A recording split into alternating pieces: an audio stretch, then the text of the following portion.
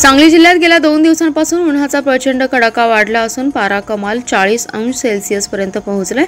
उष्णतेच्या लाटेमुळे अंगाची लाही होऊ लागली। शहरातील रस्ते दुपारच्या वेळेस ओस पडत आहेत। आणखी 2 ते 3 दिवस तापमानात वाढ कायम राहणार आहे। गतवर्षीपेक्षा यंदा उन्हाळा अधिकच कडक जाणवतोय। फेब्रुवारीपासून तापमान वाढतंय। मार्च महिन्यात 10 अधिकच वाढलाय। एप्रिल महिन्यात तर जिल्हा भाजून निघतोय। मागील महिनाभरात दररोज सरासरी तापमान किमान 36 ते कमाल 40 अंश सेल्सिअस पर्यंत जाते।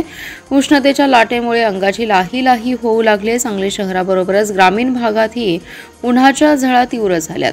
कडाक्याचं ऊन आणि तीव्र उकाड्यामुळे नागरिक हवालदिल झाले। त्यातच मागील 3 दिवसांपासून कमाल तापमानात वाढ झाली आहे। सलग 3 दिवस जिल्ह्यातील बहुतांशी भागाचा पारा 38 अंशावर राहिलाय। उन्हाचा कडाका असल्याने शहरातील बाजारपेठेवर मोठा परिणाम झालाय। दुपारच्या सुमारास रस्ते ओस पडतात, तसेच बाजारात कुठेतरी नागरिक दिसतात, तर ग्रामीण भागात सकाळी 12 नंतर नागरिक आपापलं घर गाठतायत। त्यामुळे गावात सुद्धा शुकशुकाट जाणवतोय।